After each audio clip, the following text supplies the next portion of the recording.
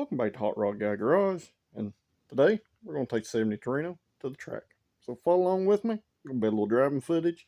Got a new camera for inside the car. We're going to test that out as we go. So follow along with me. There'll be some passes later on.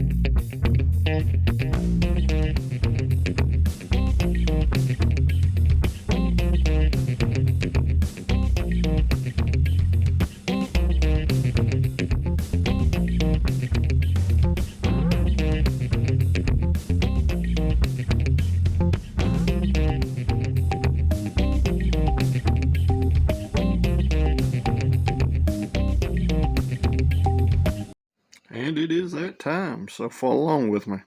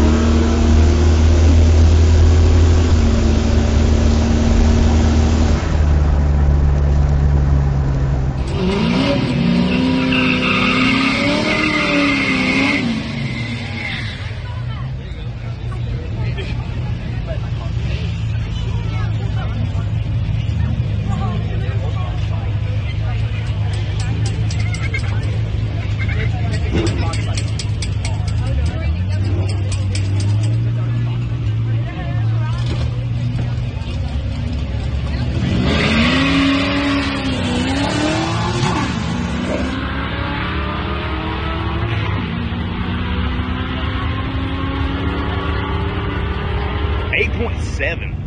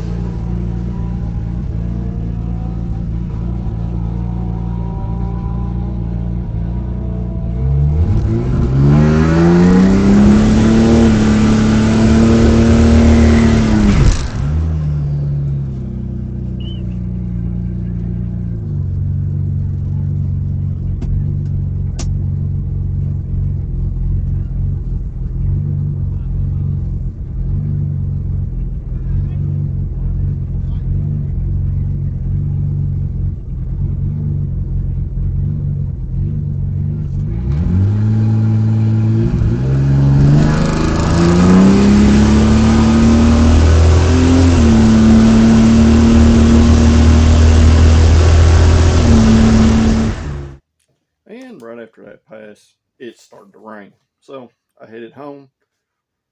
We're going to jump into that footage there, and then I'll be back to talk about the test passes, what went on and what happened, and we'll talk a little bit more about the trip.